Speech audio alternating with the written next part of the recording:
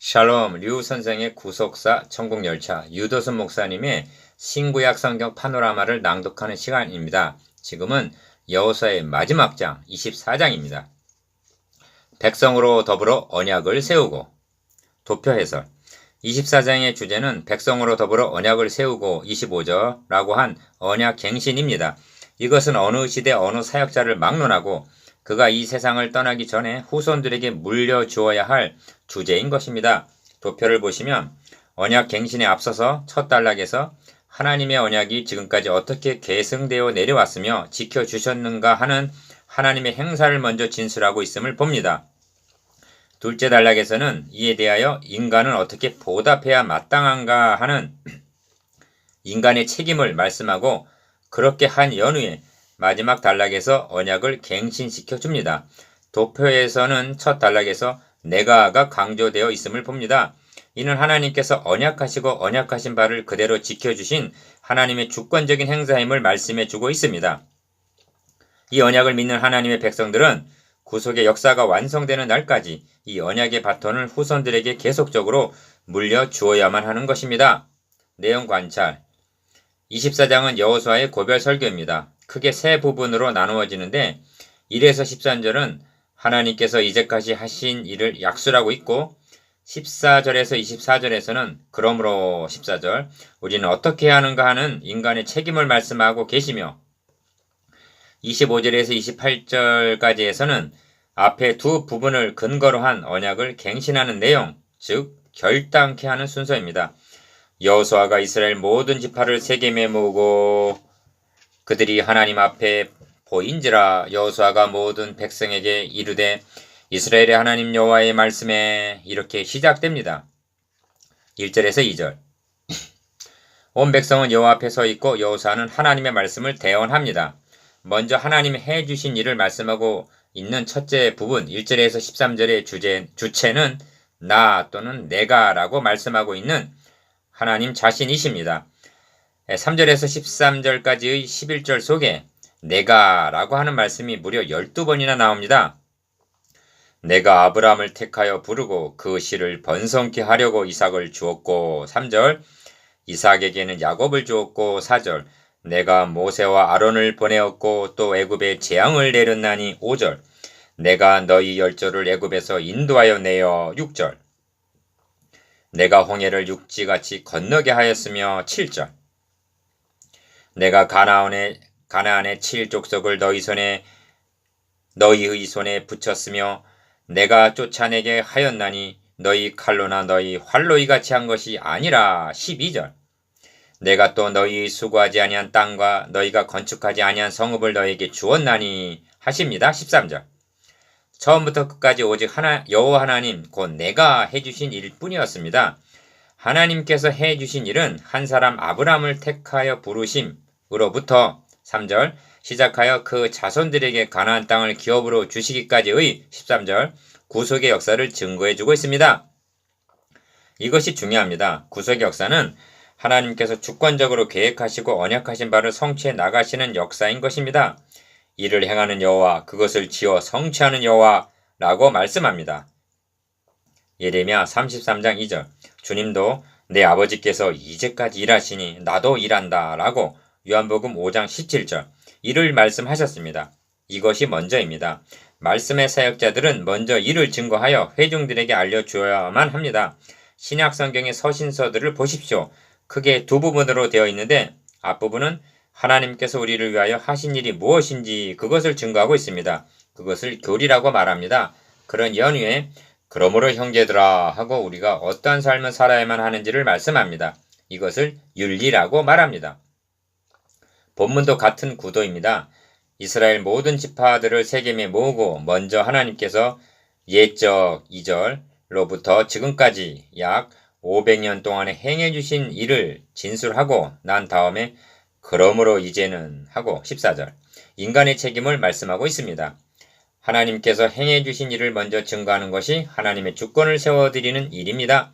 이것이 하나님 중심입니다. 그리하여 성도들로 하여금 하나님의 주권 앞에 겸손히 무릎을 꿇고 언약하신 바를 반드시 이루어 주시는 선하시고 신실하신 하나님을 신뢰하면서 찬양하며 감사하며 사랑하는 법을 배우게 해야만 합니다. 여호수아는 지금 그 일을 하고 있는 것입니다. 백성들은 하나님 앞에 세워놓고 하나님께서 이제까지 해주신 일을 진술함으로 그들로 이를 상기하게 하고 있습니다. 앞부분의 중심 단어가 내가라고 하신 하나님이라면 두 번째 부분의 중심 단어는 섬김입니다. 14에서 18절의 5절 속에는 섬김이라는 단어가 8번이나 나오고 전체적으로 14번 나옵니다. 하나님께서 어떠한 사랑으로 우리에게 행해 주신 일을 알았다면 그를 섬기는 것은 너무나 당연한 일인 것입니다. 하나님께서 모세와 아론을 바로에게 보내어 전하게 하신 말씀이 무엇인지 기억하십니까? 내 백성을 보내라 그들이 나를 섬길 것이니라 하였습니다. 10가지 재앙을 내리시는 동안 바로에게 전한 말이 시종일관 이 말씀이었습니다. 전에는 바로를 섬겼으나 이제부터는 하나님만 섬겨야 하는 것입니다. 14절은 그러므로 하고 시작됩니다. 그러므로는 앞부분에서 말씀한 하나님의 주권적인 행사와 뒷부분에 따라오는 인간의 책임을 연결시켜 주고 있습니다. 그러므로를 모르면 실천윤리에 실패하게 되는 것입니다. 그러므로 이제는 여호와를 경외하며 성실과 진정으로 그를 섬길 것이라. 너희 열조가 강 저편과 애굽에서 섬기던 신들을 제하여 버리고 여호와만 섬기라고 하십니다. 14절. 그런데 본문을 보면 일방적으로 명하기만 하는 것이 아니라 그들에게 결단을 촉구하고 있습니다. 만일 여호와를 섬기는 것이 너희에게 좋지 않게 보이거든 너희 섬길 자를 오늘날 택하라. 오직 나와 내 집은 여호와를 섬기겠노라. 고 결단을 촉구합니다. 15절. 여호와를 섬김은 강요에 의해서가 아니라 하나님께서 선수적으로 행해 주신 선한 일을 깨달은 자들이 자발적으로 우러나와서 사랑하는 마음으로 해야만 하는 것입니다. 이런 뜻입니다. 나는 여러분들에게 하나님께서 옛적 조상 때부터 지금까지 행해 주신 일을 증거하였다. 이제는 당신들이 결단할 때이다. 어떻게 하겠는가? 백성들은 대답하기를 여호와를 버리고 다른 신들 섬기는 일을 우리가 결탄코 하지 아니하겠다고 말합니다. 16절. 그 다음이 중요합니다. 이는 17절. 이는 이라고 하고 왜 여호와만 섬기겠다고 하는지 그 이유를 진술하고 있기 때문입니다. 만일 이를 모르고 섬긴다면 맹목이 되는 것이요 결국은 여호와를 섬기는 것이 아니라 자기 유익을 위하여 하나님을 이용하려는 자기 중심적인 신앙이 되고 마는 것입니다. 이를 알게 하려고 여호수아는 앞부분에서 하나님께서 행해 주신 일을 말해 주었던 것입니다. 이는 우리 하나님 여호와 그가 우리와 우리의 열조를 인도하여 애굽 땅 종되었던 집에서 나오게 하시고 라고 하시며 17절 최우선으로 자신들을 애굽에서 구속하여 주심을 꼽고 있습니다.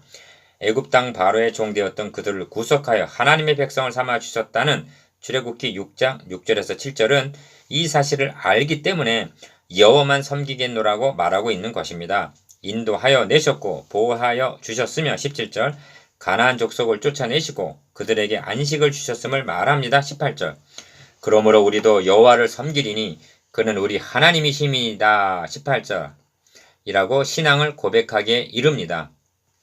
성경은 이에 만족하지 않고 여호와를 섬긴다는 뜻이 무엇을 의미하는지 더 나아가고 있습니다. 너희가 여호와를 능히 섬기지 못할 것은 이렇게 말씀합니다. 19절 상반절. 왜 그렇습니까? 그는 거룩하신 하나님이시오 질투하는 하나님이시기 때문이라는 것입니다. 19절 하반절. 이는 무슨 뜻이냐 하면 너희들은 여호와를 섬기겠다고 대답하였다. 여호와를 섬긴다는 것이 어떻게 하는 것인가를 알고 하는 말이냐? 그분은 1. 거룩하신 분이시다. 그분을 섬기려면 너희도 거룩한 삶을 살아야만 한다. 2. 질투하시는 하나님이시다. 그분을 섬기려면 마음을 다하고 성품을 다하고 힘을 다하여 너희가 하나님 여호와만을 사랑해야 한다. 신명기 6장 5절. 그분은 너희를 몽땅 차지하기를 원하고 계신다. 이렇게 하는 것이 여호와를 섬기는 것이다. 너희는 그렇게 살지를 않았지 않느냐는 뜻입니다. 아니니이다. 우리가 정녕 여호와를 섬기겠나이다. 21절이라고 재차 고백합니다. 세 번째 부분은 비록 짧지만 24장의 결론 부분이며 핵심적인 말씀입니다. 중심 단어는 언약입니다. 그날에 여호수아가 세겜에서 백성으로 더불어 언약을 세우고 라고 합니다. 25절 언약을 세우고 25절 신명기 29장 1절 이것이 중요합니다. 이것은 인간이 하나님께 언약을 하였다는 말이 아닙니다. 인간이 무엇이건대 하나님께 언약을 세웁니까? 하나님께서 세워주신 언약에 대한 인간의 응답을 의미합니다. 성경에서 말씀하고 있는 언약은 하나님께서 주권적으로 세워주신 것입니다. 믿음이란 다름 아닌 이에 대한 응답인 것입니다. 언약으로 하나님과의 관계가 형성이 되고 언약으로 연결이 되는 것입니다. 언약을 세워주심이 아니었더라면 하나님과의 관계는 한마디로 단절이 있을 뿐입니다. 하나님이 세워주신 언약을 인정하고 받아들이는 것이 먼저입니다. 그런 연후에 그 하나님만 섬기겠노라고 자신들이 고백한 것을 생명을 걸고 지키겠노라고 결단하는 것, 이것이 언약입니다. 여호수아는 임종을 앞두고 언약을 갱신시키고 있는 것입니다. 모세도 임종을 앞두고 온 이스라엘을 소집하고 너희 하나님 여호와의 언약에 참여하며 맹세에 참여하여 라고 언약을 세워주었던 것입니다. 신명기 29장 1절에서 13절. 구속사의 맥락에서 볼 때 하나님께서는 일찍이 아브라함에게 언약을 세워주시고 창세기 15장 18절 언약식을 베풀어 주셨습니다. 쪼갠 고기 사이로 여호와의 임재를 의미하는 햇불이 지나가므로 자손을 주리라, 땅을 주리라, 너의 자손으로 말미암아 천하 만민이 복을 얻으리라고 언약한 바를 성취해 주지 아니하면 나를 쪼개도 좋다 하고 자신을 담보하셨던 것입니다. 그 후에 하나님은 이삭과 언약을 세워주셨으며 창세기 17장 19절 다윗과 세우시고 사무엘하 7장 12절 이 언약은 예수 그리스도에 이르러 이 자는 내 피로 세우는 새 언약이니 하고 누가복음 22장 20절 성취되었던 것입니다. 하나님이 세워주신 언약의 핵심은 아브라함과 다윗의 자손으로 오실 그리스도입니다. 제가 지금 증거코자 하는 바는 구약의 성도들은 이 언약을 세우고 이 언약에 참여함으로 구원을 얻을 수가 있었다는 영원 불변의 진리입니다. 구약의 성도들도 하나님의 언약을 통하여 그리스도를 멀리서 바라보면서 예수를 믿고 구원 얻었습니다. 성경이 말씀하고 있는 언약을 이제부터는 잘하기로 맹세합니다 하는 윤리적인 약속쯤으로 여겨서는 아니 됩니다. 물론 그러한 교훈적인 의미도 포함됩니다만 그것은 구원 언약입니다. 그래도 설마 하시는 분이 있을 것입니다. 그렇다면 여호수아가 언약을 세우기 전에 그들에게 증거한 여호와의 행사를 다시 한번 상고해 보십시오. 1절에서 13절 아브라함을 택하심으로부터 시작하여 애굽에서 구속하여 내시고 가나안에 정착하게 해주신 것이 무엇에 대한 예표입니까? 그것은 명백한 구속사역입니다. 모세도 죽기 전에 이 세들을 이 언약에 참여시켰고 여호수아도 죽기 전에 백성들 앞에 이 언약을 세워주고 있는 것입니다. 그들은 이 언약에 참여함으로 오실 그리스도에게 참여하게 되었던 것입니다. 이런 맥락에서 볼 때 여호수아 24장의 핵심은 그날의 여호수아가 세겜에서 백성으로 더불어 언약을 세우고에 있음을 깨닫게 됩니다. 25절 첫째 부분의 여호와의 행사에 대한 진술이나 둘째 부분의 섬기겠다는 다짐 등은 그들에게 언약을 세워주기 위한 준비 과정이었던 것입니다. 여호수아서는 마지막으로 가나안 땅에 정착하게 된 하나님의 백성들에게 언약을 세워주므로 그들이 하나님의 언약 백성임을 일깨워주고 그 언약의 성실히 응답하겠다는 것을 거듭 다짐함으로 대단원의 끝을 맺고 있습니다. 이로써 여호수아의 사명은 완수된 것입니다. 29절에서 33절은 여호수아의 죽음을 기록하고 있는 일종의 부록입니다. 그러나 단순한 부록이 아니라 다음 책인 사사기와 연결시켜주고 있는 연결고리인 것입니다. 성경은 66권이 제각각 떨어진 별개의 책이 아닙니다. 31절은 이스라엘이 여호수아의 사는 날 동안과 여호수아 뒤에 생존한 장로들 곧 여호와께서 이스라엘을 위하여 행하신 모든 일을 아는 자의 사는 날 동안 여호와를 섬겼더라고 말씀하고 있는데 이 말씀을 사사기 2장 7절이 그대로 받음으로 여호수아서와 사사기를 연결시켜주고 있습니다. 여호수아의 사는 날 동안과 여호와께서 이스라엘을 위하여 행하신 모든 일을 아는 자의 사는 날 동안 여호와를 섬겼더라 했으면 그 다음 세대는 섬기지 아니하였다는 뜻이 암시되어 있습니다. 그렇습니다. 그 후에 일어난 다른 세대는 여호와를 알지 못하였다는 슬픈 말씀을 듣게 됩니다. 사사기 2장 10절 세워주신 언약에 자신을 담보하시며 그대로 지켜주시는 하나님의 신실하심에 대하여 인간의 다짐은 얼마나 거짓되고 성실하지 못합니까? 그러하기 때문에 언약은 반복적으로 세워나가야 하는 것입니다. 구속사의 관점에서 여호수아서를 상관 우리도 이렇게 고백할 수밖에 없습니다. 여호와를 버리고 다른 신들 섬기는 일을 우리가 결탄코 하지 아니하오리니 16절. 그는 우리 하나님이시미니이다 18절. 아니니이다. 우리가 정녕 여호와를 섬기겠나이다 21절. 아멘. 한 가지 추가해야 할 말씀이 남아 있습니다. 그것은 장사하였다는 말입니다. 부록과 같은 29절에서 33절 안에는 세 사람의 장사 이야기가 나옵니다. 1. 여호수아의 장사 30절. 2. 요셉의 뼈를 장사함 32절과 3. 대제사장이었던 아론의 셋째 아들 엘르아살의 장사가 그것입니다. 32절. 여호수아서는 장사하였더라 하고 끝맺고 있는데 어찌 보면 무심히 넘겨버릴 수도 있는 말씀이지만 이스라엘 자손이 애굽에서 이끌어낸 요셉의 뼈를 세겜에 장사하였으니 라고 32절 한 말씀이 우리의 마음을 끌어당깁니다. 무엇인가 우리에게 말씀하고자 하는 바가 남아있는 것 같지 않습니까? 왜 요셉의 뼈를 지냈다는 말씀이 여기 나오고 있는가? 가나안을 정복하는데 7년 그리고 안식을 주신 지 오랜 후에 여호수아가 나이마나 늙은지라 하고 23장 1절 오랜 세월이 흘렀음을 말씀하고 있지 아니한가? 애굽에서 가지고 나온 요셉의 뼈를 이때까지 가지고 있었단 말인가?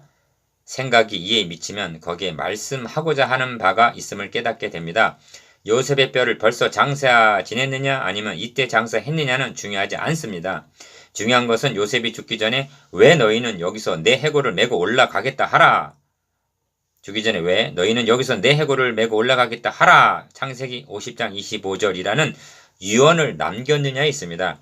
그리고 출애굽할 때에는 그 경황이 없는 중에도 모세가 요셉의 해골을 취하였으니 이는 요셉이 이스라엘 자손으로 단단히 맹세케 하여 이르기를 하나님이 필연 너희를 권고하시리니 너희는 나의 해골을 여기서 가지고 나가라 하였음이었더라고 출애굽기 13장 19절 해골을 가지고 나온 것을 말씀합니다.